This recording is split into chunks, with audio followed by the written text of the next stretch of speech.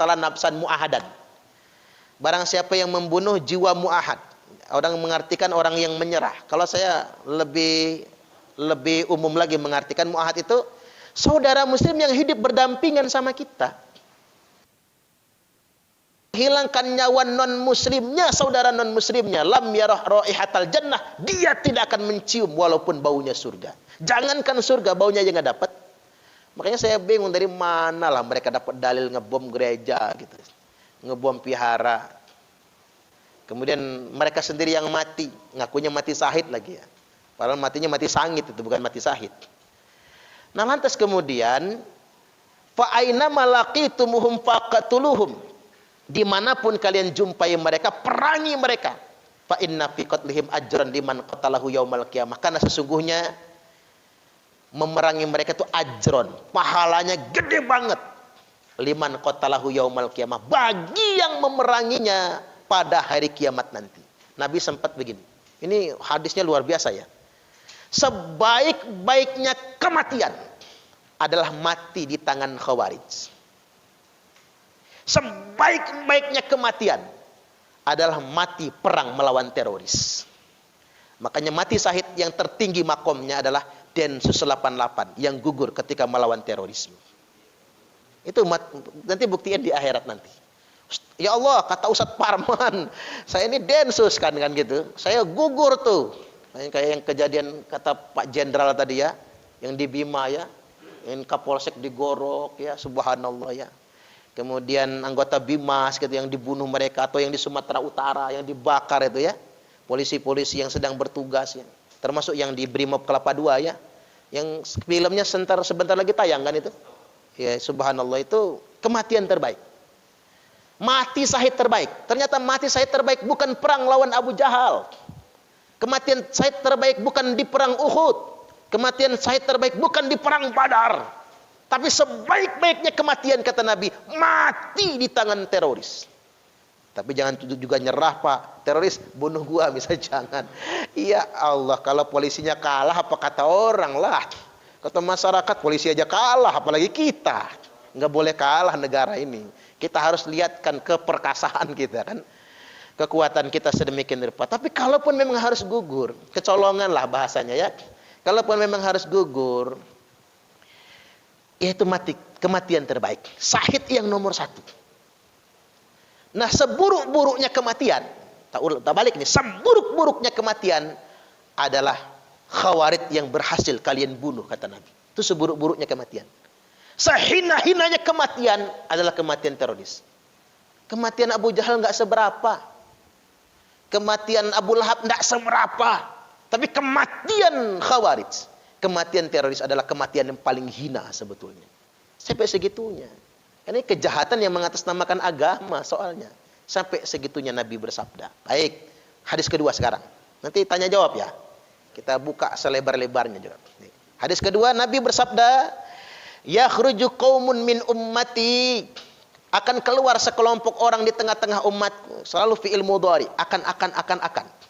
Karena zaman Nabi belum sih, baru satu dedengkotnya aja, Dzulkhuwaisirah. Baru satu orang kalau zaman Nabi itu. Dzulkhuwaisirah ini jidatnya aja hitam, kapalan.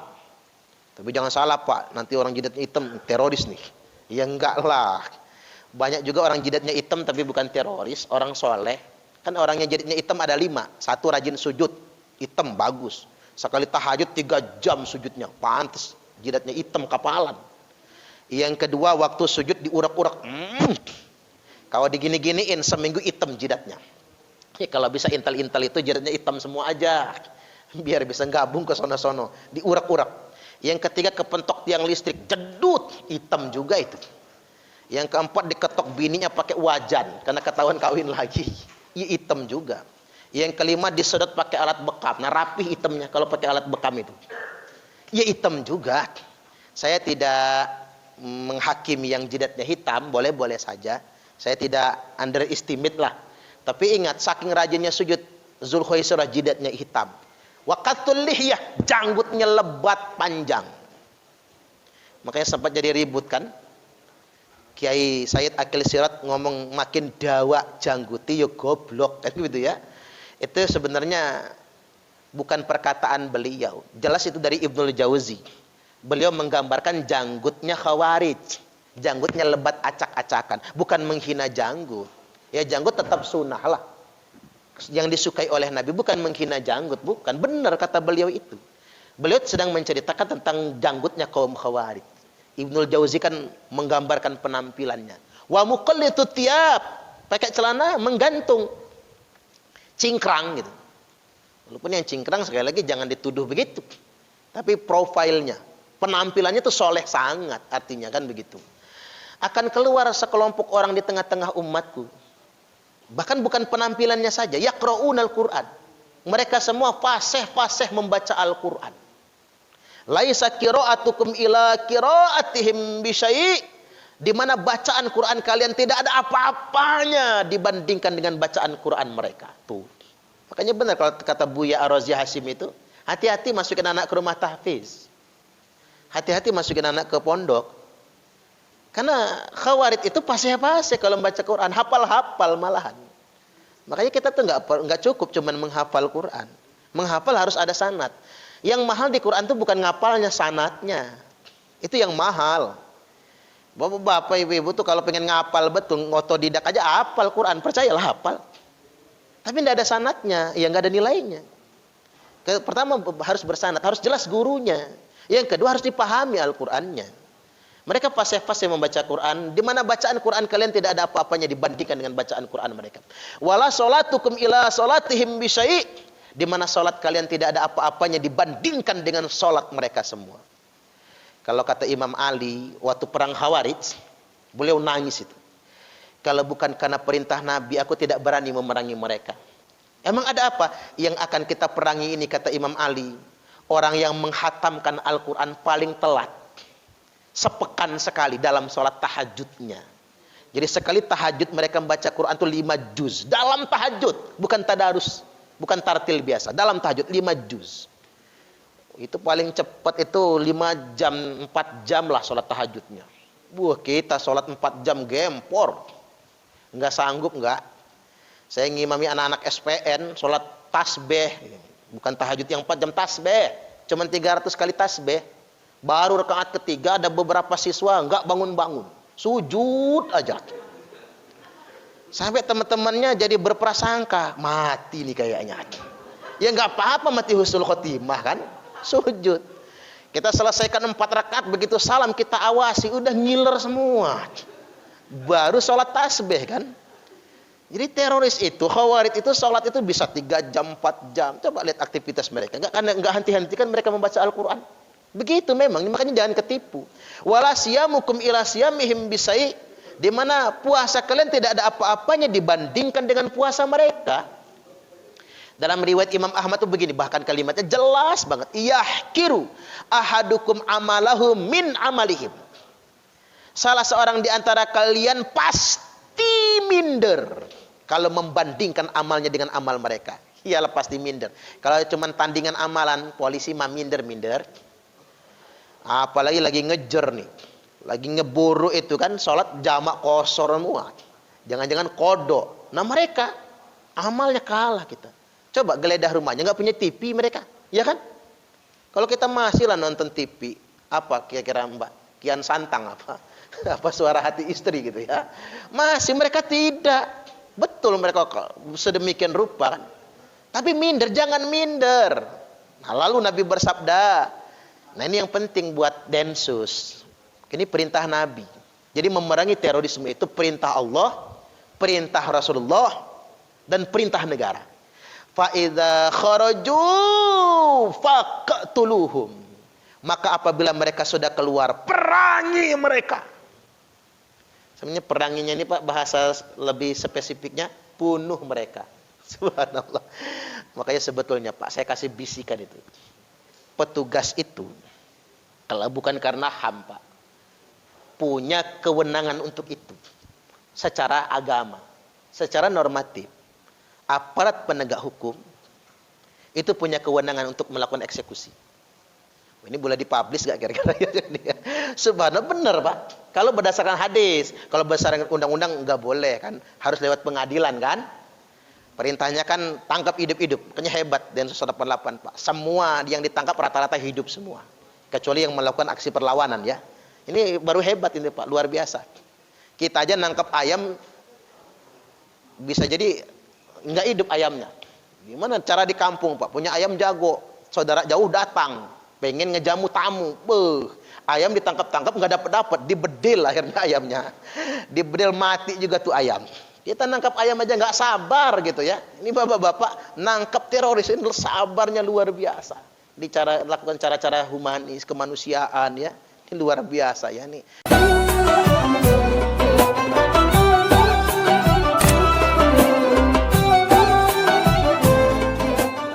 Bismillahirrahmanirrahim. Alhamdulillahil wahidil qahhar. Asyhadu an la ilaha illallahul malikul jabbar.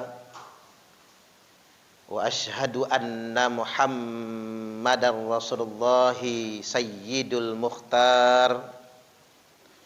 Allahumma salli ala nuril anwar wa siril asrar wa tiryaqil aghyar wa miftahi babil yasar sayyidina Muhammadinil mukhtar wa alihil athhar wa ashabihil akhyar, amma ba'du.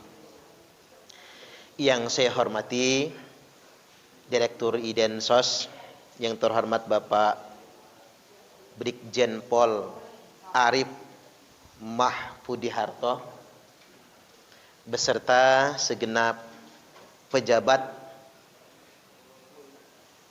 Kasubdit lingkungan Idensos, Densus 88 Anti Teror Mabes Polri, yang tidak saya dapat sebutkan satu persatunya, nggak hafal soalnya Pak.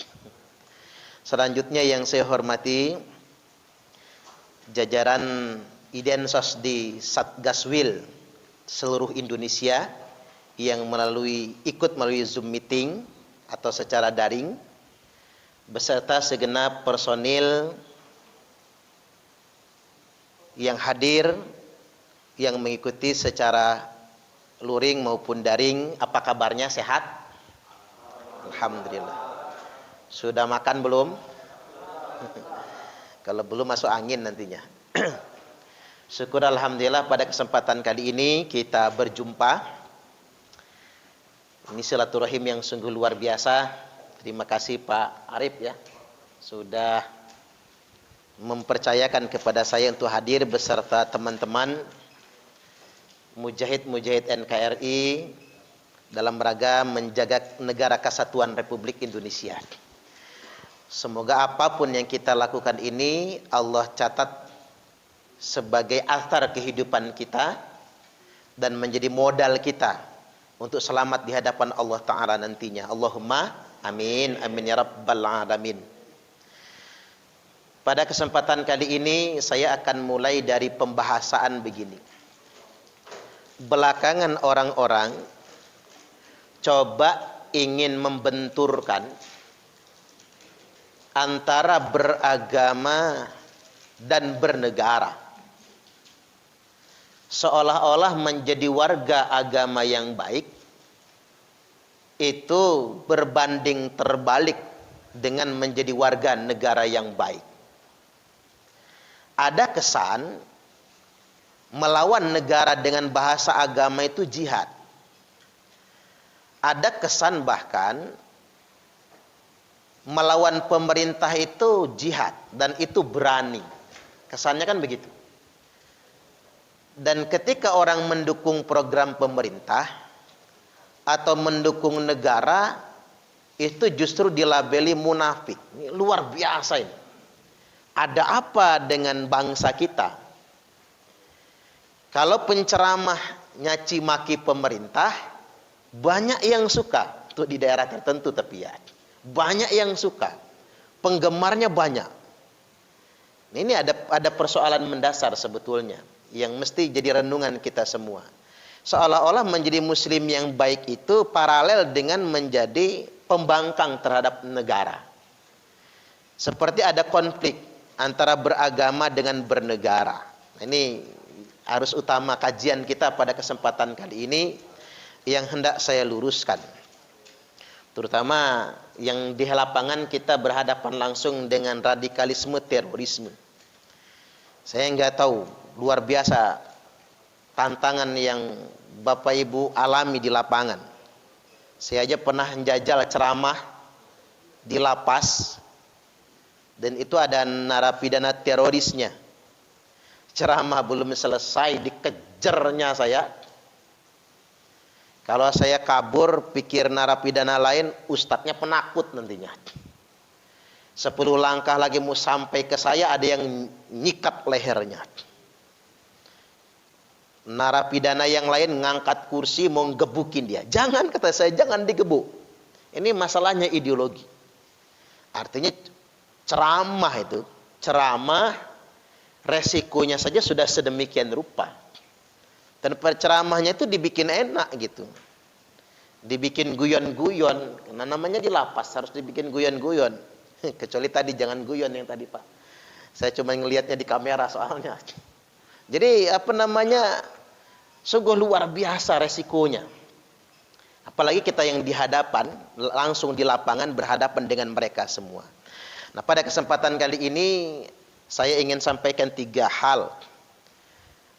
Terorisme itu ibarat pohon berbuah, itu sudah panennya, sudah buahnya.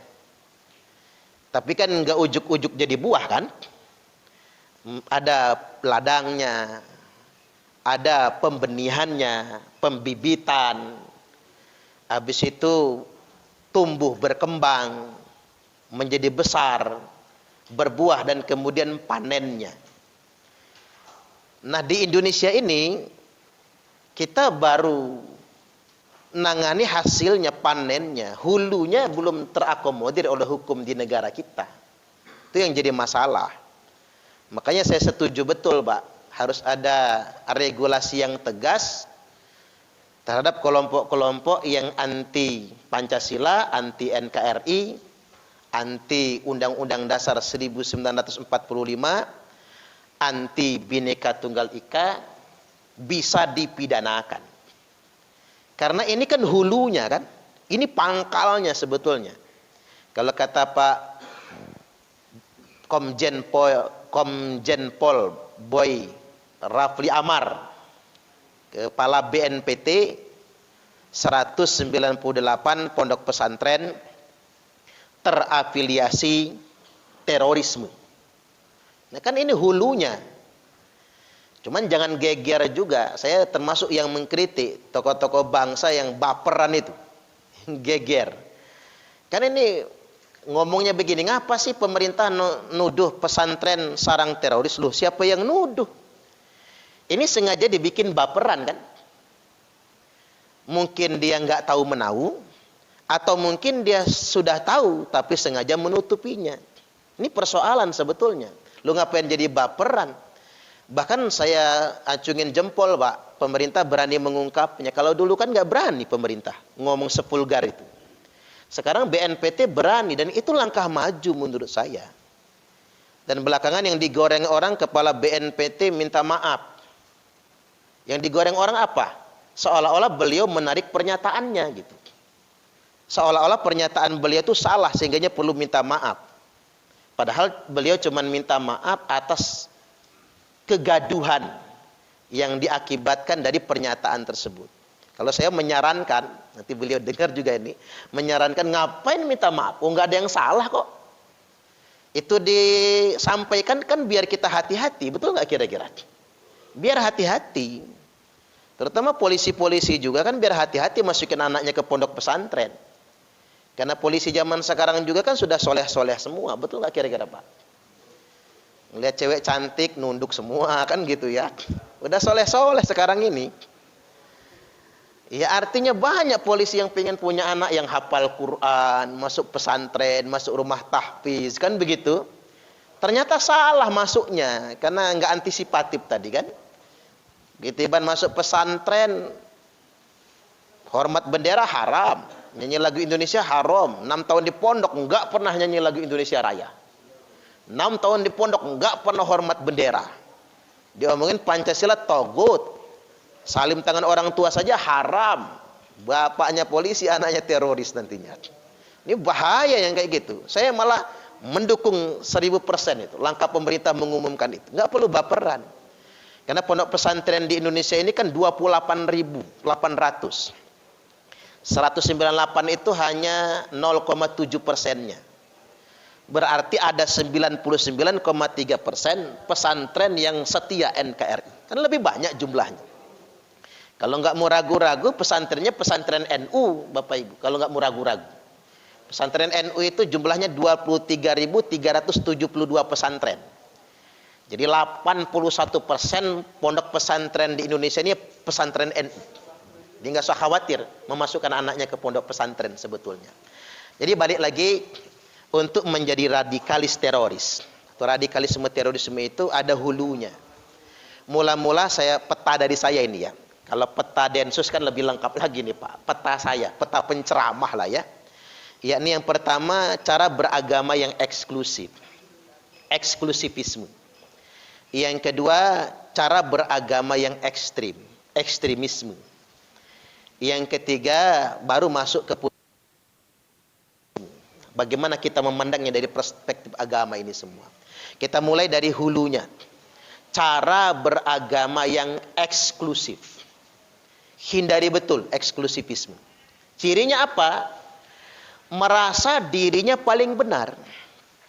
Itu tidak boleh sama sekali. Yang bahaya begini ini biasanya orang-orang yang baru hijrah. Hijrah dadakan gitu. Kayak tahu bulat aja ya. Yang baru hijrah, artis baru hijrah gitu. Preman baru tobat misalnya. Ada preman baru tobat. Enggak, bukan preman sih, main judi. Digerebek polisi, masuk penjara gitu. Keluar dari penjara tobat, mencari kebenaran. Akhirnya terekrut ikut ngaji di JI. Yang kemarin kita bina ya, belum terduga ini, belum tersangka, tapi sudah baiat. Hijrah yang salah gitu. Saya kembali lagi bahwasanya cara beragama yang eksklusif, merasa paling benar sendiri. Mula-mula sukanya membid'ah-bid'ahkan. Itulah bahayanya orang baru tahu dikit.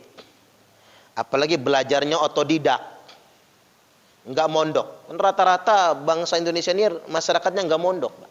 Dia belajar agama itu via YouTube gitu. Kalau mati ditanya malaikat, guru kamu siapa? Syekh YouTube al-interneti. Kiainya Kiai Haji Google misalnya. Ustadznya Ustadz Facebook LCMA. Ya boleh sih sebetulnya yang nonton ceramah di YouTube itu, tapi jangan jadikan sandaran utama. Buat khazanah saja, kekayaan informasi dan pengetahuan. Apalagi YouTube-nya YouTube saya, oh bagus banget malahan ya. Terus di subscribe gitu kan. Kalau ada iklan jangan dilewatin begitu kan. Boleh-boleh saja, bagus-bagus saja sebetulnya. Tapi nggak boleh jadi sandaran utama. Itu bukan sanad. Nggak bisa kita ngambil sanad keilmuan dari YouTube, itu nggak bisa. Kalau berilmu harus berguru beneran. Harus begini nih, hadir begini nih. Ini baru yang disebut dengan bersanad itu. Jadi balik lagi, hindari betul cara beragama yang eksklusif. Sederhana lah, kayak ini, karena adik-adik masih muda-muda, baru jadi padahal ya. Masih muda-muda ya. Kadang kita masih mencari model keberagamaan yang kayak mana. Kan begitu, ikut ngaji sana, ini fatwanya begitu, itu fatwanya begini, dan lain sebagainya. Satu hal yang harus kita percaya, semua orang yang beda dengan kita sekalipun, semua punya dalilnya. Semua punya dasarnya. Makanya dalam Islam itu sudah ada rumusnya, lana a'maluna walakum a'malukum. Buat kami amal kami, buat sampean amal sampean. Sudah begitu saja. Ketika kita tidak sama, semua punya dalilnya. Kayak orang sholat, ada yang sedekapnya di dada, ada yang sedekapnya di bawah dada di atas pusar, ada yang sedekapnya di bawah pusar. Wad'ul kafi alal kafi, telapak ketemu telapak di bawah pusar. Asal jangan ke bawahan naroknya. Kalau ke bawahan takut salah naroknya nantinya. Bahaya soalnya. Coba kalau kita lihat, cara-cara sholat orang berbeda-beda, benar semua itu. Orang subuhnya pakai kunut, bagus. Subuhnya nggak pakai kunut, bagus. Yang nggak bagus, iya nggak sholat subuh. Ribut kunut, kan begitu. Subuh juga nggak misalnya. Atau subuh kesiangan. Usolli fardhu subhi raka'ataini mustaqbilal qiblati kodoan lillahi ta'ala. Lo kok kodoan mas jam 8 sholat subuhnya. Punya anak, punya istri, istrinya nyusul usolli fardhu subhi raka'ataini mustaqbilal qiblati, kesiangan lillahi ta'ala. Lo kok kesiangan mbak jam 9 sholat subuh. Nanti anaknya niru usolli fardhu subhi waz zuhri wal asri wal maghribi wal isya'i kroyoan, oplosan lillahi ta'ala. Bukan lagi jamaah, itu udah oplosan. Rusak sholatnya. Jadi kembali lagi, hindari cara beragama yang eksklusif. Itu pangkal. Dikit-dikit ngomong bid'ah gitu ya. Mempersoalkan hal-hal hilafiyah. Yasinan, tahlilan. Murah-murah begitu. Eksklusif dulu yang dibuat. Pokoknya yang benar kita sendiri, yang lain salah. Seakan-akan kelompoknya saja yang sudah ngapling surga. Seolah-olah dia sudah jadi panitia surga. Kalau kata Pak Brigjen Nur Wahid, Pak, nggak enak jadi panitia surga katanya. Karena panitia nggak pernah masuk di dalam katanya. Sibuk aja di luar warawiri. Iya juga ya. Seakan-akan sudah ngapling surga. Nah itu hindari betul yang sedemikian rupa itu. Jadi menurut saya, ideologi eksklusif itu muncul di situ. Karena sudah merasa diri paling benar. Allah Subhanahu wa taala mengingatkan, a'udzubillahi minasyaitonir rajim, fala tuzakku anfusakum huwa a'lamu bimanittaqa. Janganlah kalian merasa suci dengan diri kalian sendiri, karena cuma Allah yang tahu siapa orang-orang yang benar-benar bertakwa. Jadi orang-orang yang merasa paling suci itu malah nggak masuk surga. Udah banyak sejarah membuktikannya. Allah itu lebih suka dengan istighfarnya hambanya yang berdosa daripada tasbihnya orang yang merasa bertakwa. Kita ulang lagi ya. Allah lebih suka dengan istighfar dan tangisan hamba yang berdosa daripada tasbihnya orang yang merasa bertakwa. Malaikat aja yang nggak pernah bikin dosa saja bertasbih, itu masih kalah dengan istighfarnya hamba-hamba Allah yang berdosa. Makanya orang masuk neraka itu bukan karena dosa, karena dimurkai Allah. Allah nggak suka, gua nggak demen kata Allah. Orang masuk surga bukan karena amalnya yang banyak, tapi karena ridha Allah. Ini jelas sekali. La yudkhilu ahadam minkum amaluhul jannah. Tidaklah salah seorang di antara kalian itu masuk surga karena amal perbuatannya. Maka beramal saja. Illa birahmati minallah, kecuali atas rahmat dari Allah. Maka beramal saja agar Allah memberi rahmatnya kepada kita semua. Saya ambil contoh sederhana begini. Kita tidak tahu dari amal yang mana Allah ridho sama kita. Contohnya begini. Pas upacara 17 Agustus, upacara bendera di kabupaten, saya lupa kabupaten mana dulu ya. Talinya lepas. Cantolannya lepas tali benderanya. Lagi ngegerek bendera. Ya, namanya upacara bendera, benderanya nggak naik, ya bubar dong upacaranya. Ada anak kecil, anak SD, naik tiang bendera. Tiang benderanya udah miring-miring mau roboh. Semua orang sudah cemas. Dia berhasil mengambil tali yang lepas itu. Kemudian dia tepuk tangan orang banyak, bendera berhasil dikibarkan. Pasca kejadian itu, rame yang ngasih penghargaan. Pokoknya beasiswalah sebagainya, ramai yang kasih penghargaan, mengapresiasinya. Mengapa demikian? Karena dia melakukan tindakan itu pada saat yang tepat, di tempat yang tepat. Coba kalau anak itu naik tiang benderanya tanggal 18 Agustus besoknya. Boro-boro mau dikasih penghargaan, emaknya bau sapu ngebukin pantatnya itu. Anak nakal naik tiang bendera. Sama dengan Allah. Kita ini nggak tahu dari amal yang mana Allah ridho sama kita.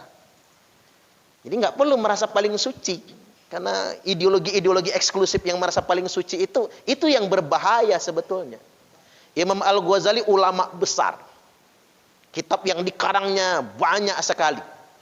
Mimpi ketemu malaikat dan diinformasikan beliau masuk surga. Kata beliau, karena apa saya masuk surga? Apa karena saya ngarang begitu banyak kitab? Bukan. Apa karena murid saya yang ribuan? Bukan juga. Apa karena tahajud saya tiap malam? Bukan. Apa karena sedekah dan haji saya? Bukan. Apa karena puasa saya? Bukan. Masuk surga gara-gara Allah ridho. Suatu hari engkau menulis, ada lalat yang tercebur di dalam tintamu. Kamu selamatkan dengan penamu, lalu engkau berkata, kasihan lalat ini berenang di dalam tinta. Apalagi saya jika berenang di dalam api neraka. Hanya gara-gara itu, sebab menyelamatkan lalat, beliau ditakdirkan masuk surga. Cuman nggak bisa dijiplak nih, nggak bisa. Dari ngopi pagi, lalat masuk dalam kopi. Manggil bini, mah papa masuk surga. Kok bisa? Ini menyelamatkan lalat dalam kopi. Ya nggak bisa, timingnya belum tentu tepat, kata-katanya belum tentu benar. Jadi dibuat rileks lah jadi orang Islam, jangan dibuat eksklusif. Terhadap agama lain juga begitu, sudah ada pakemnya, lakum dinukum waliyadin. Makanya saya terharu betul ketika PBNU menetapkan, merekomendasikan, dulu hasil Kombes kalau tidak salah ya, bahwasanya penghapusan sebutan kafir kepada warga negara non-muslim. Keren, ini keren loh, luar biasa ini. Saya baru terasa kalau NU itu memang ulama semua isinya. Karena dalam hidup bernegara itu nggak ada kategori kafir, itu nggak ada. Karena kalau orang kafir dalam hidup bernegara, dia warga negara kelas 2, nggak bisa jadi apa-apa. Dia bahkan bayar jizyah, beda dengan muslim pada umumnya, nggak bisa itu. Ini luar biasa, langkah maju yang sungguh luar biasa. Ini yang membuat Indonesia itu dilirik oleh semua masyarakat dunia. Bahkan negara-negara Muslim Timur Tengah itu acungin jempol tuh dengan bangsa kita ini, Muslim yang mayoritas. Tapi betul-betul kita menghadirkan Islam yang rahmatan lil alamin. Saya sering ditanya, Ustadz, Banser itu jaga gereja. Jadi satpam, nuduhnya itu satpam gereja ya. Apa mereka itu menerapkan toleransi? Kok toleransi begitu? Itu bukan toleransi, kata saya. Toleransi itu bukan ngejaga gereja. Tasamuh itu bukan jaga gereja. Itu bukan toleransi. Tapi itu rahmatan lil alamin. Toleransi itu orang gereja, orang Nasrani Natalan, orang Hindu Galungan, Hari Raya Nyepi, kemudian orang Chinese Imlekan misalnya, kemudian orang Islam Idul Fitri, masing-masing lakum dinukum waliyadin, itu yang disebut dengan toleransi. Tasamuh masing-masing. Tapi menjaga gereja itu bukan bab toleransi, tapi bab rahmatan lil alamin, rahmat buat sekalian alam. Bukan mencampur adukkan agama. Kita timbang perasaan saja. Kalau di Papua, umat Islam lagi Idul Fitri, terus pemuda-pemuda Kristen jaga umat Islam yang lagi Idul Fitri, kan keren kan? Kita merasa terlindungi. Ketimbang kita di Bali misalnya, lagi Jumatan, pecalang-pecalang Bali ngejaga masjid biar aman, motornya biar nggak dimaling orang, kan keren, bagus. Kita merasa nyaman. Ini yang disebut dengan persaudaraan sebetulnya. Jadi jauhi betul dari cara beragama yang eksklusif, merasa paling benar. Karena cara beragama yang eksklusif justru membuat kita merasa paling suci dan ditetapkan oleh Allah Subhanahu wa taala golongan yang dibenci. Yang disebutkan oleh Nabi, inna ahadakum la ya'malu bi'amali ahlil jannah.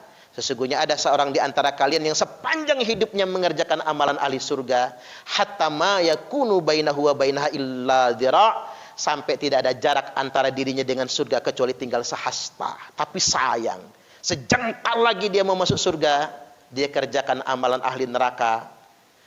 Fayadkhuluha, lalu dia mati masuk neraka. Siapa mereka? Orang yang merasa dirinya paling suci. Walaupun seumur hidup dia tidak pernah berbuat maksiat, matinya pun su'ul khotimah. Na'udzubillah. Jadi rumusnya sederhana. Kalau kita berbeda, ya masing-masing saja. Ya kayak kita hidup bertetangga lah. Jangan ngurusi rumah tangga orang. Open saja rumah tangga kita sendiri. Makanya ada pepatah orang di pasar, laki-laki yang rajin mencium istrinya relatif lebih panjang umur dibandingkan dengan laki-laki yang mencium istri tetangganya. Setuju nggak kira-kira?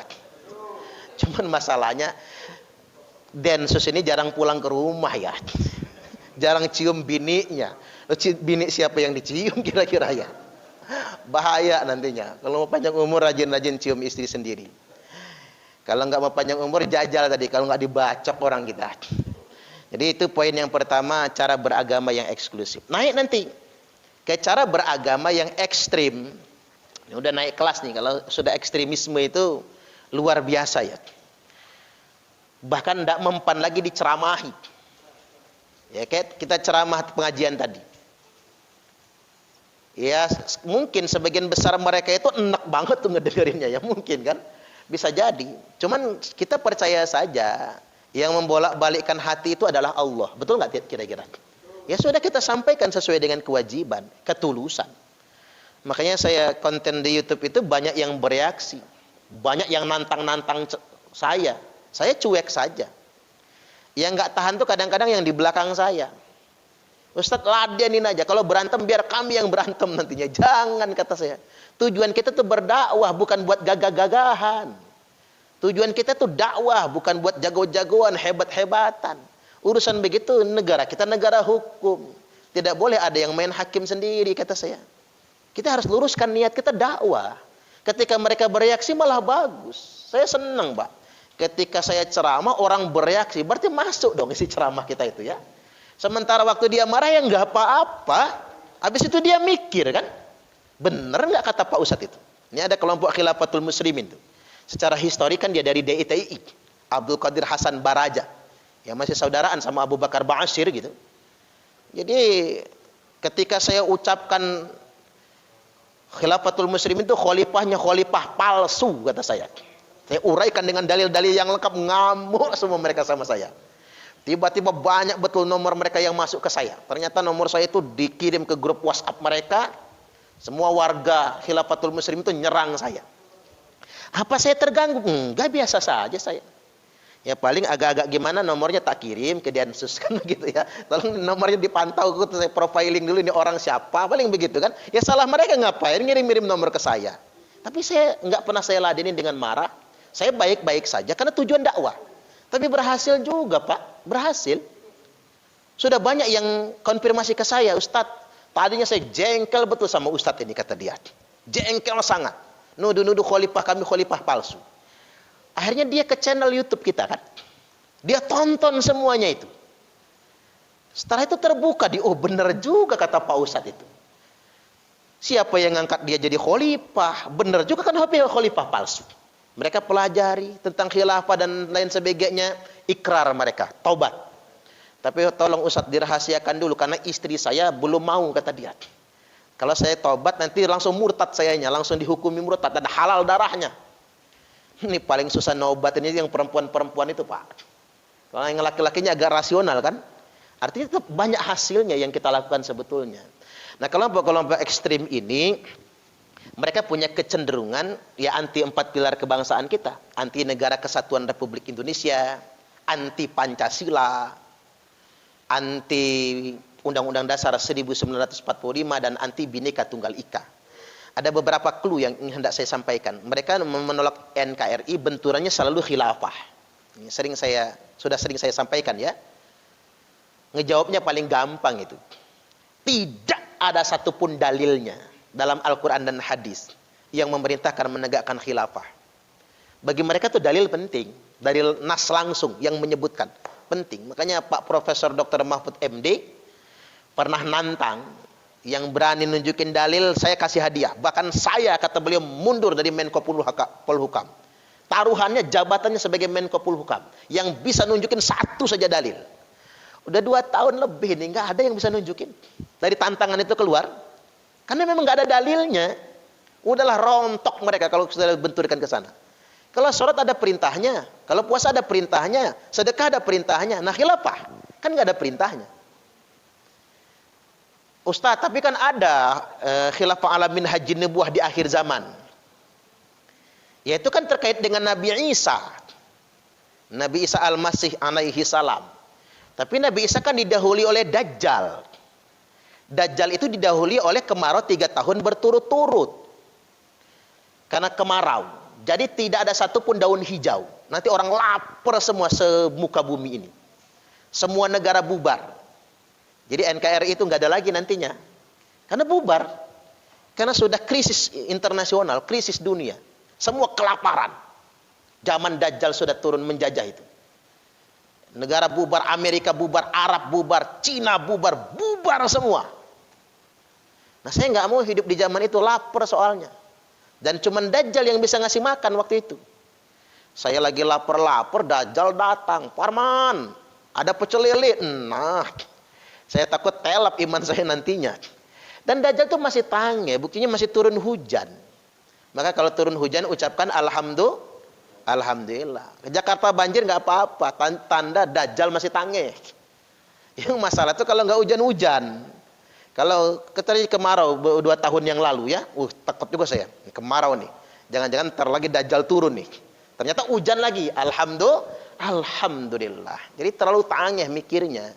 Khilafah alamin haji nubuwah itu ketika dunia internasional hancur, hanya ada satu penjajah yakni Dajjal, dan hanya ada satu superhero yang bisa mengalahkan Dajjal. Bukan Superman, bukan Superboy, bukan Boboiboy gitu ya. Bukan Batman gitu, bukan Spiderman, tapi Nabi Isa Al-Masih alaihi salam. Maka beliau didaulat menjadi khalifah internasional. Ini panjang nih kalau mau dikaji sampai ke situ. Artinya memang terlalu jauh ngayalnya itu. Dan Nabi sudah bersabda, al-khilafatu fi ummati 30 sanah. Khilafah di tengah-tengah umatku itu hanya 30 tahun saja. Hanya 30 tahun. Tsumma mulkun, lalu kerajaan setelah itu. Abu Bakar 2 tahun. Umar 10 tahun. Utsman 12 tahun. Ali 6 tahun, pas 30 tahun. Habis itu kerajaan. Lalu kemudian yang berikutnya bendera hitam. Oh, sempat rame banget ya 2019 apa 2018 itu bendera hitam. Saya ingin sampaikan kebohongan terbesar di Indonesia abad ini adalah adanya sebutan bendera tauhid. Coba kita pikir dengan logika yang sederhana. Jernihin pikiran dulu. Sejak kapan tauhid punya bendera? Saya ketawa betul itu. Sejak kapan tauhid ini punya bendera? Kok ratusan juta bangsa Indonesia ini muslim kok dibohongin semua? Terus siapa yang harus bersuara? Makanya saya ngajak ini semua kiai, semua ustaz, semua membalik katakan kebohongan ini. Sejak kapan tauhid punya bendera? Sengaja sih mereka ngelabelin bendera tauhid itu. Biar nanti kalau mereka demo disita brimob gitu, polisi nyita bendera tauhid. Kan gitu akal-akalan mereka itu. Label itu sebagai kedok bagi mereka. Sekarang ini saking bias-biasnya bendera hitam itu, topi hitam kalimat tauhid dituliskan, di baju ditulis kalimat tauhid. Maunya MUI keluarkan fatwa haram menuliskan kalimat tauhid di sembarang tempat, termasuk di topi dan di baju. Di Aceh sudah ada fatwanya, larangan menuliskan kalimat tauhid di topi, di baju. Jangankan itu Nabi, di cincinnya ada tulisan Muhammad Rasulullah. Idza dakhala 'indal khala wada'ahu. Nabi masuk toilet, dilepas cincinnya, ditaruh di depan, masuk ke dalam. Makanya buat mbak-mbak polwan itu kalau pakai liantin kalung jangan lafaz Allah. Karena kalau lafaz Allah masuk toilet harus dilepas, taruh di depan. Begitu keluar toilet hilang kalungnya. Sudah ada yang mengamankannya. Enggak boleh dimasukkan. Makanya di liontin itu daripada lafaz Allah mending nama suaminya. Arifku sayang. Pas ya Pak. Mending nama suaminya. Jadi banyak bias-bias Islami ya. Bias-bias syariah, bias-bias agama. Menggunakan agama buat kamuflase. Saya ingin sampaikan tak semua orang bicara agama itu sesuai dengan maunya agama. Tidak semua orang bicara Quran itu maunya Allah. Tidak semua orang bicara hadis itu itulah maunya Rasulullah. Yang ngomong itu manusia, manusia biasa. Ada intervensi hawa nafsunya. Wa ma yantiqu anil hawa. Hanya Nabi. Ini garansi dari Allah ini. Hanya Nabi kalau ngomong enggak pakai hawa nafsu, cuma Nabi. Kalau manusia biasa siapapun namanya, mau jubahnya nyengser di tanah, mau janggutnya tekan udel sekalipun ya, tetap mana hawa nafsu. Jadi jangan cepat percaya dengan itu semua. Balik dulu ke bendera hitam tadi. Jadi hati-hati penulisan kalimat tersebut. Itu nyebutnya jangan bendera tauhid sekarang, bendera hitam. Biar polisi enak nyitanya kalau yang begitu nanti. Buat aja regulasinya. Sita, bendera terlarang. Bendera kelompok terlarang. Ada hadis keterangan dari Ali bin Abi Thalib karamallahu wajhah. Cuman didoib-doibkan oleh mereka karena nggak setuju sama hadisnya gitu. Padahal jelas ini keterangannya. Idza ra'aitumur rayati sud. Apabila kalian semua melihat bendera hitam dikibarkan, falzamul arda wala tuharriku aydiyakum wala arjulakum. Tetaplah di bumi kalian masing-masing, jangan gerakkan tangan kalian, jangan gerakkan kaki kalian, jangan ikut-ikutan mereka. Karena mereka itu kelompok bendera hitam palsu. Ada polisi yang nanya, emang ada Ustadz kelompok bendera hitam beneran? Ada. Tentaranya Imam Mahdi. Kan yang perang lawan Dajjal itu tentara Imam Mahdi. Ya sudah harus ada Dajjalnya dulu kan. Itu pakai bendera hitam. Ya tadi kemarau dulu 3 tahun berturut-turut. Kering dulu. Habis. Negara dibubar dulu. Baru pakai bendera hitam. Sebelum Imam Mahdi memimpin pasukan. Sebelum Dajjal menjajah. Semua yang pakai bendera hitam palsu. Sayangnya disebutkan di nas ini juga qulubuhum kazuburil hadid. Hati mereka tuh keras sekali bagaikan batu. Keras sekali bagaikan batu. Susah ngingetinnya itu, nggak bisa diceramahi, nggak bisa diingatkan. Walaupun tetap yang namanya hati manusia tetap bisa dilembutkan juga. Berbagai macam pendekatan harus kita lakukan. Walaupun yang dilakukan oleh negara Densus 88 terhadap terduga, tersangka, terpidana itu sudah bagus semua Pak. Saya malah terharu sekali. Kunjungan ke keluarga, mereka dijamin nggak akan kelaparan, anak-anak disekolahkan, luar biasa ya. Anak-anak disekolahkan, istrinya yang hamil bersalin dibiayai, sudah keluar juga dimodali, subhanallah. Coba kalau napi begal digituin, berhenti begalnya, percayalah Pak. Iya kan? Napi begal itu saya jamin kalau semua begal se-Indonesia ini yang masuk penjara itu istrinya dinafkahi, anaknya disekolahkan, masukin pesantren semua. Keluar dari penjara, dari begal dimodalin 1000% yakin berhenti semua ngebegal. Karena apa? Itu faktor kesejahteraan. Sederhana sebetulnya kan begitu. Cuman kalau terorisme itu, kalau mereka nggak mau tobat, ini kebangetan bener itu. Sudah sangat keterlaluan. Indonesia ini negara yang paling baik. Negara paling baik, Pak. Negara paling bermartabat. Kalau kita ke Malaysia saja ya, Bapak-bapak lebih tahu lah. Internal Security Acts. 25 tahun penjara. Belum apa-apa, belum diadili. Apalagi di Arab Saudi, Pak. Hari ini ditangkap, minggu depan paling telat udah potol palanya itu. Dieksekusi mati. Subhanallah. Jangankan yang begitu, yang jelas-jelas teroris ya, yang mengkritik pemerintah saja potol palanya. Yang kayak gitu dipakai di Indonesia bahaya juga ya, banyak yang potol palanya di Indonesia ini ya. Apa jadinya? Makanya benar kalau kata Tuan Guru Bajang itu, Indonesia ini negara muslim paling demokratis sedunia internasional. Paling demokratis. Kita paling bebas, paling enak. Kehidupan masyarakat madani sebenarnya ya ada di Indonesia ini sebetulnya. Bersyukurlah kita dianugerahi menjadi bagian dari bangsa Indonesia ini. Baik, kemudian yang berikutnya kembali lagi ke bendera hitam tadi. Qulubuhum kazuburil hadid, hati mereka keras bagaikan batu. Baik, setelah masih di ekstremisme ya. Saya ingin ajarkan yang berikutnya juga, sampaikan mereka membenturkan antara Pancasila dengan agama. Betul kalau kata Ustadz Ali Imron ya, narapidana terorisme, orang itu 2 menit bisa jadi teroris. Betul.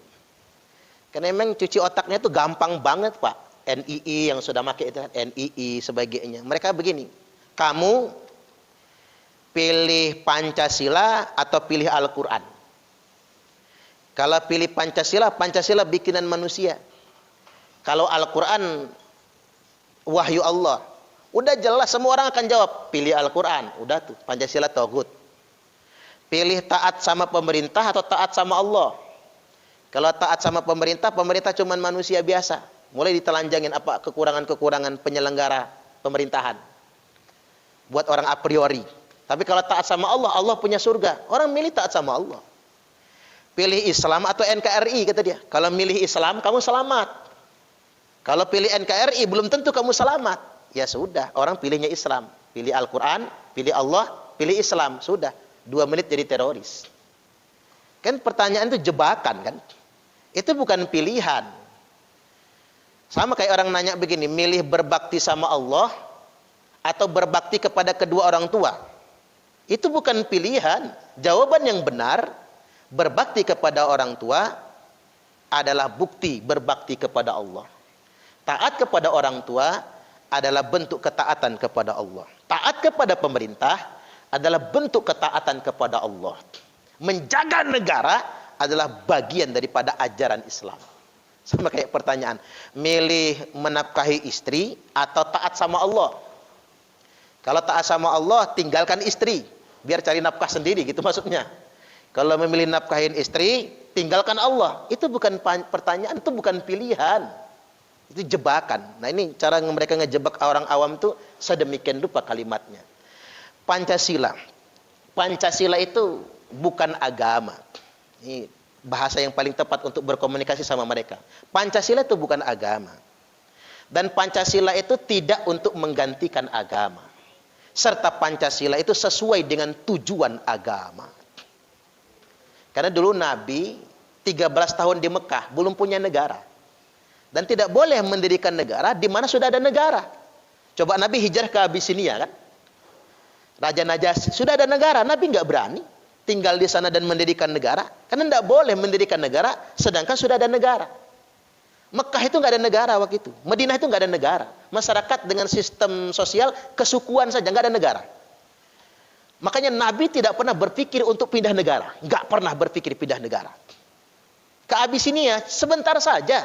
Transit saja Nabi itu. Ini pelajaran bagi kita. Nggak boleh mendirikan negara dalam negara. Kayak NII itu. Nggak boleh mendirikan negara dalam negara. Nabi hijrah ke Madinah dan belum ada negara. Dan Nabi mendirikan negara pertama. Sistem negara demokrasi pertama dalam sejarah umat manusia itu Madinah. Dan dasar negaranya bukan Al-Quran. Negaranya bukan daulah Islamiyah, bukan negara Islam. Dasar negaranya bukan Al-Quran, tapi Sahifatul Madinah. Piagam Madinah. Nah itu yang dijiplak oleh pendiri negara kita. Lepas dari jajahan Belanda, merdeka kita dari Belanda dan Jepang, kita bikin negara. Dasar negaranya bukan Al-Quran, tapi Piagam Jakarta. Nyontoh Nabi yang Piagam Madinah, yang kemudian mengerucut menjadi Pancasila. Kan keren tuh Indonesia. Luar biasa ini. Baik, ini nggak usah di kuliah lagi, udah pada ngerti polisi lah ya. Baik, sekarang saya masuk ke puncaknya ini. Modal menghadapi radikalisme terorisme. Nah ini yang terpenting. Jangan kebalik. Terorisnya merasa berjihad, polisinya nggak merasa berjihad. Jangan kebalik. Ada juga polisi yang stres. Bener nggak di gua nih perang sama teroris, pikir dia. Ngapa kata saya? Terorisnya soleh-soleh soalnya kata dia. Allahu Akbar. Nah, jadi saya ulang bahasa BNPT ya. Terorisme tidak terkait dengan ajaran agama apapun. Tidak ada satupun agama yang mengajarkan terorisme. Setuju gak kira-kira? Tapi muncul pertanyaan, apakah di Islam ada perintahnya memerangi teroris? Jawabannya, iya, ada perintahnya. Tadi warga binaan kita di pesantren itu nanya, Ustadz, apa teroris itu sama dengan khawarij? Kalau terorisme itu disamakan dengan khawarij, lebih enak lagi kita, bener, pakai nasnya, pakai dalilnya. Karena ngapa? Khawarij itu secara etimologis, khawarij, kha, waw dikasih alif, satu alif ya, kemudian ro, jim, itu berasal dari kata khoroja, artinya keluar. Secara istilah khawarij itu adalah keluar atau tidak mengakui pemerintah yang sah. Itu khawarij. Kalau pakai definisi itu Khilafatul Muslimin itu khawarij. Terus HTI khawarij karena dia tidak mengakui pemerintah yang sah. JI khawarij, NII yang ramai betul di Jawa Barat ini ya. Itu khawarij itu. Kalau pakai kategori definisi itu. Kalau khawarij itu sama dengan teroris, alangkah banyak penuh penjara kan gitu ya. Kalau seandainya pemerintah mengeluarkan regulasi definisi khawarij itu sama dengan teroris itu sama dengan khawarij, lebih enak lagi, aman Pak negara kita, percayalah. Aman. Nggak ada yang berani ngelawan negara itu. Soalnya begini, mereka yang berpikir Indonesia ini negara kafir, nggak bisa dengan sekedar diceramahi. Mau kita ceramah sampai belepotan berbusa-busa tetap kafir. Mau apa lu kata dia? Pokoknya kafir. Negara kita negara kafir. Terus kalau mereka banyak mereka ngeberontak. Satu-satunya solusi apa? Kalau pakai tangan besinya Arab Saudi, tangkap, eksekusi. Kan begitu kan? Karena sudah memenuhi unsur nas khawarid, tidak mengakui negara yang ada, itu begitu. Makanya saya ini punya usul, negara kita harus kuat dengan kelompok-kelompok begini. Walaupun nggak begitu banget, ya harus lebih tegas hukum itu gitu. Kalaupun nggak begitu banget. Arab Saudi itu mengapa orang tidak berani melawan negara? Karena mereka menggunakan undang-undang bugot, sekedar mengkritik, dan mengkritiknya itu punya unsur mendelegitimasi. Ya sama ini, pemerintah komunis gitu, itu kan sudah mendelegitimasi itu kan, itu udah fitnah, hoax begitu ya. Oh kalau di Arab Saudi kelar itu, langsung potol palanya. Ada hukum di Arab itu begini, dikafirkan. Apa sih dikafirkan?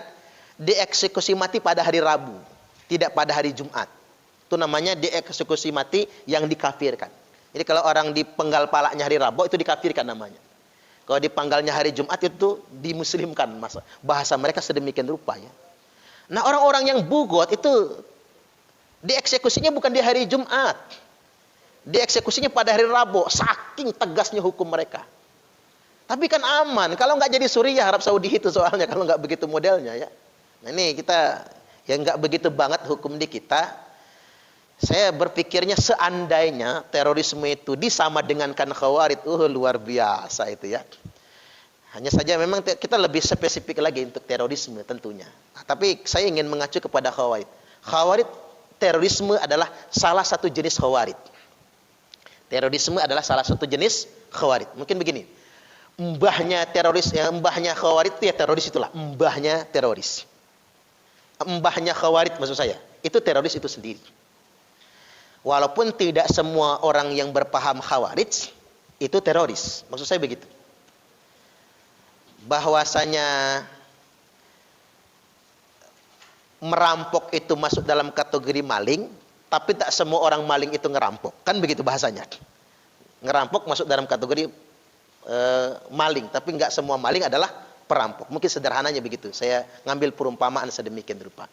Baik, Nabi sallallahu alaihi wasallam bersabda tentang teroris ya, tentang khawarij. Saya khuruju qaumun fi akhir zaman. Ini walaupun ada huruf sin di sini saya khuruju ya, yang nempel ke fi'il mudhari' ya, itu menunjukkan dalam waktu dekat. Menunjukkan dalam waktu dekat, enggak lama lagi. Tapi pasca wafatnya Nabi, enggak lama lagi akan keluar. Tapi ada bahasa fi akhir zaman. Berarti panjang rentangnya ini, Pak.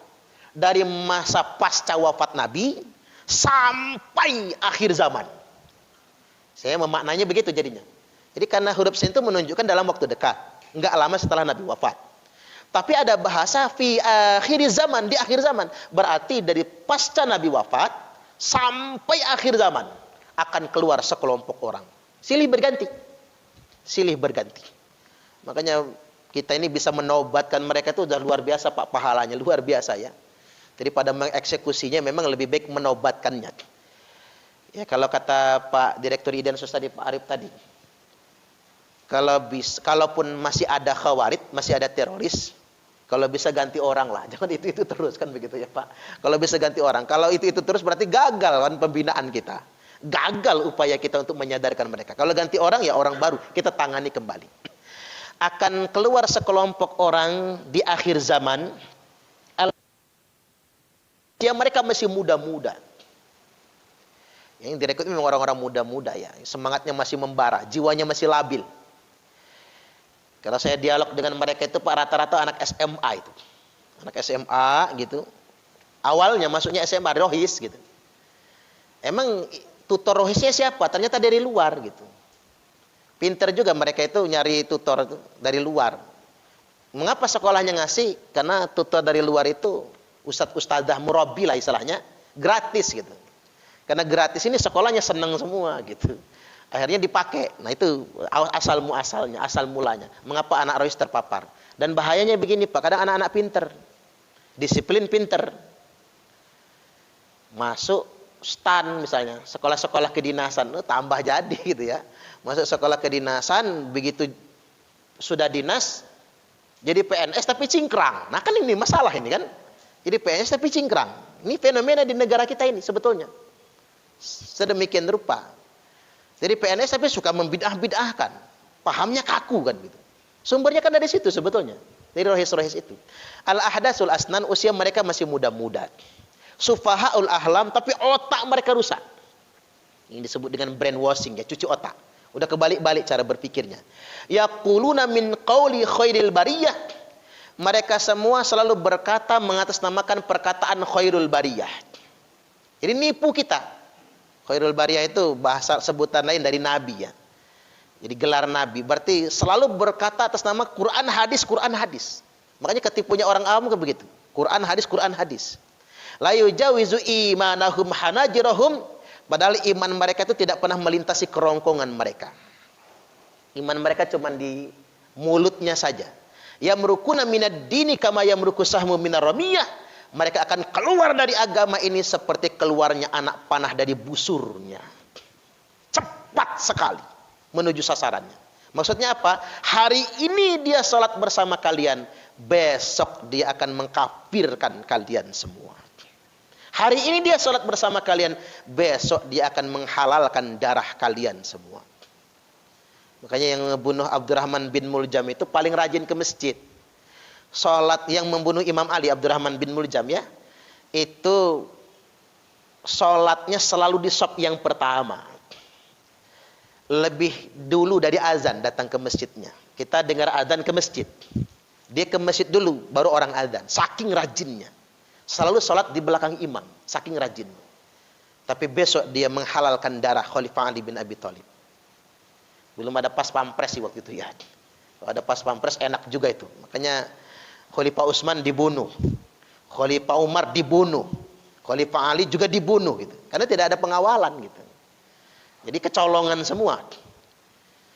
Bahkan menghalalkan darah saudara non muslimnya. Kan ada nas Islam itu jelas banget ya. Man qatala nafsan mu'ahadan.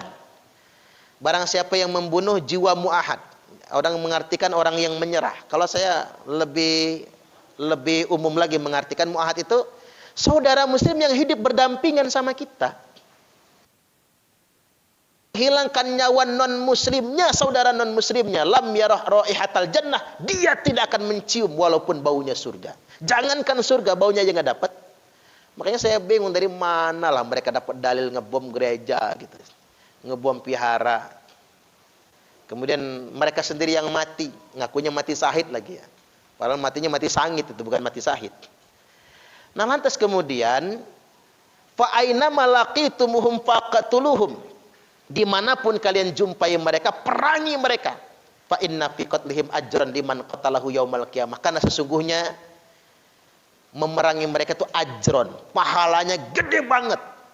Liman qatalahu yaumal qiyamah, bagi yang memeranginya pada hari kiamat nanti. Nabi sempat begini. Ini hadisnya luar biasa ya. Sebaik-baiknya kematian adalah mati di tangan Khawarij. Sebaik-baiknya kematian adalah mati perang melawan teroris. Makanya mati syahid yang tertinggi makomnya adalah Densus 88 yang gugur ketika melawan terorisme. Itu nanti buktinya di akhirat nanti.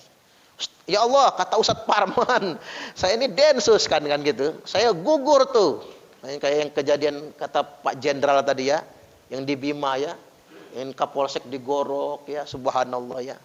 Kemudian anggota Bimas gitu yang dibunuh mereka, atau yang di Sumatera Utara yang dibakar itu ya. Polisi-polisi yang sedang bertugas ya. Termasuk yang di Brimob Kelapa II ya. Yang filmnya sebentar lagi tayang kan itu. Ya subhanallah, itu kematian terbaik.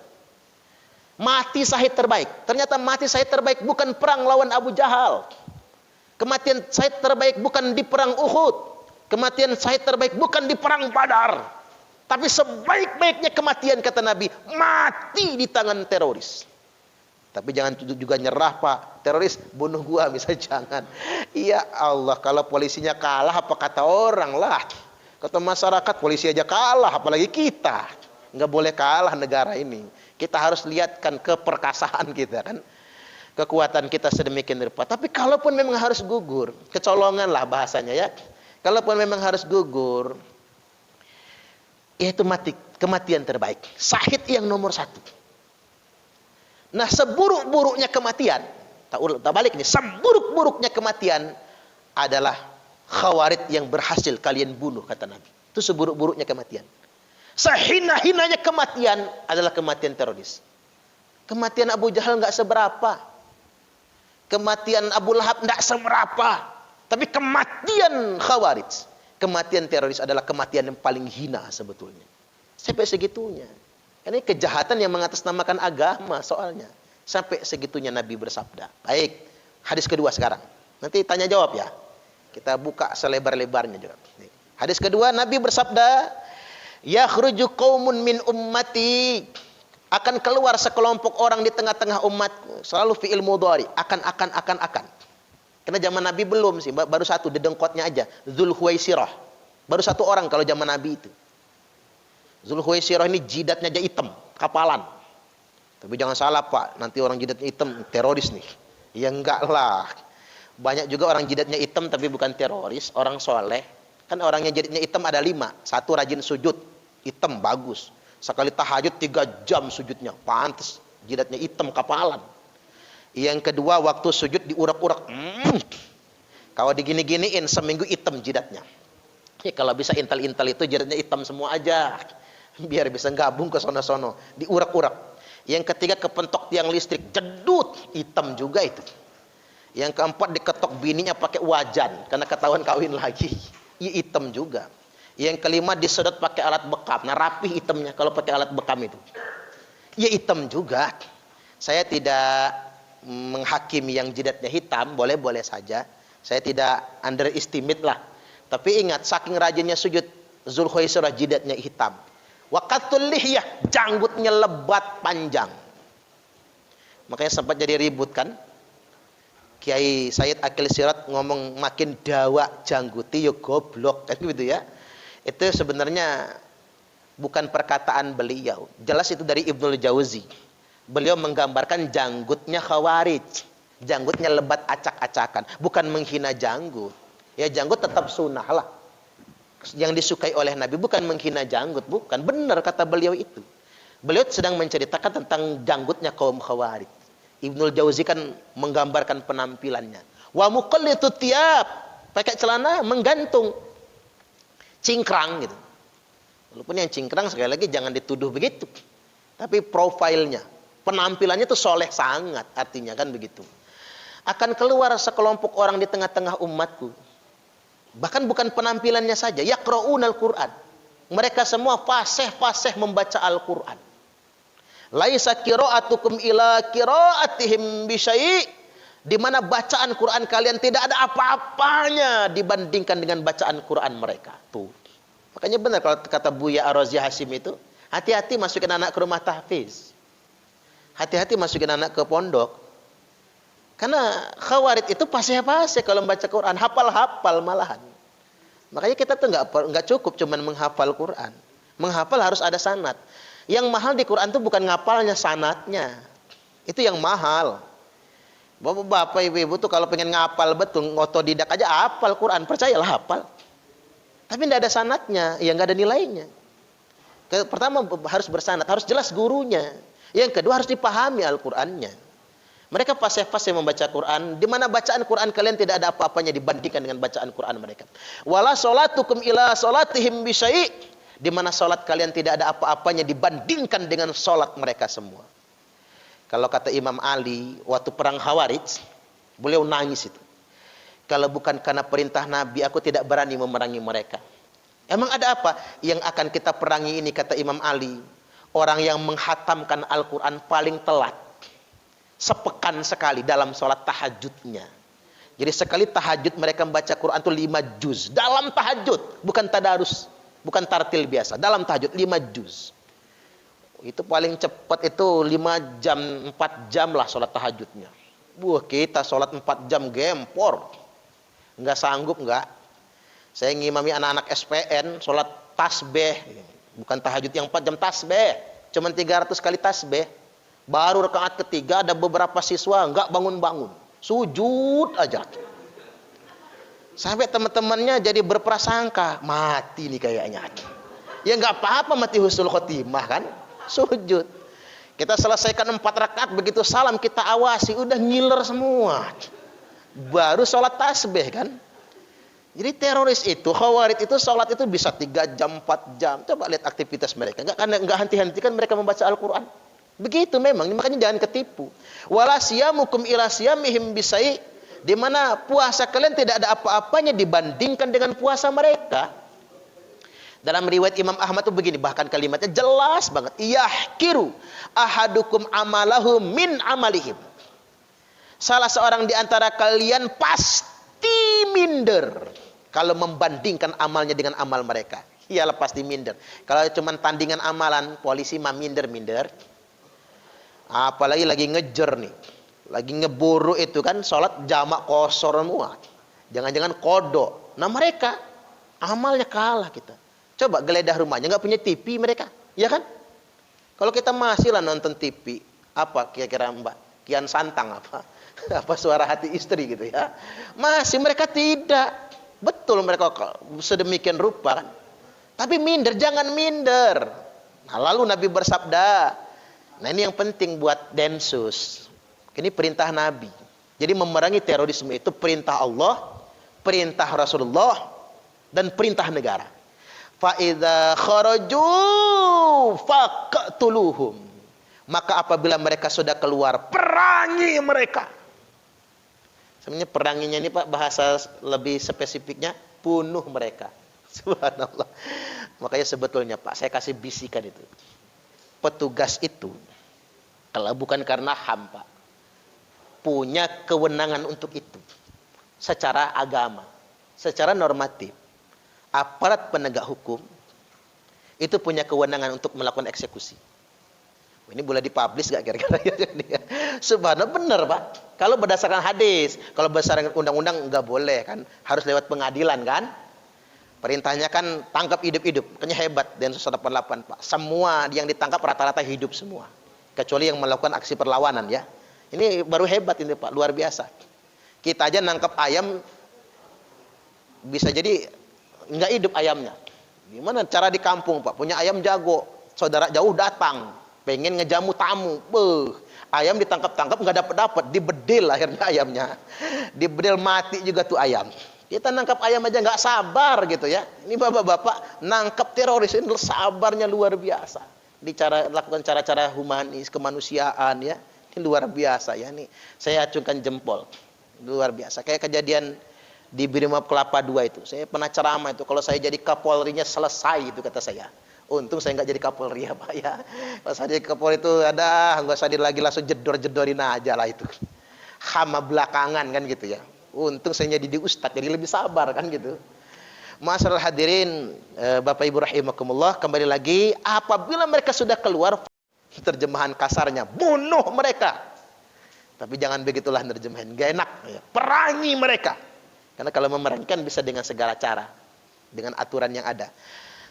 Ini disebutkan Nabi sampai 3 kali. Diulang lagi oleh Nabi. Tsumma idza kharaju faqtuluhum. Sungguh apabila mereka sudah keluar, perangi mereka.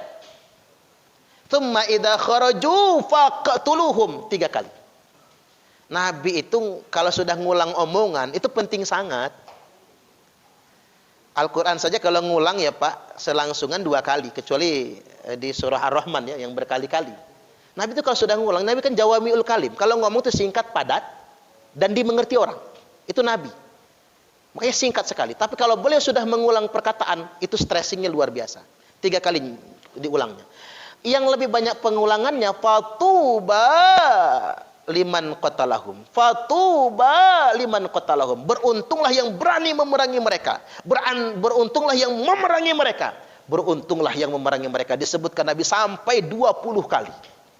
Saking Nabi memberikan apresiasi kepada siapapun yang berani memerangi mereka, diulang sampai 20 kali. Subhanallah, luar biasa ya. Jadi ini nilainya ketika kita berani memerangi kelompok-kelompok khawarij. Walaupun tadi terorisme adalah salah satu bentuk khawarij atau mbahnya khawarij. Saya belum berani mengatakan terorisme itu sama dengan khawarij. Khawarij itu sama dengan teroris. Karena kalau definisi itu disama persiskan, ya banyak yang kelar itu.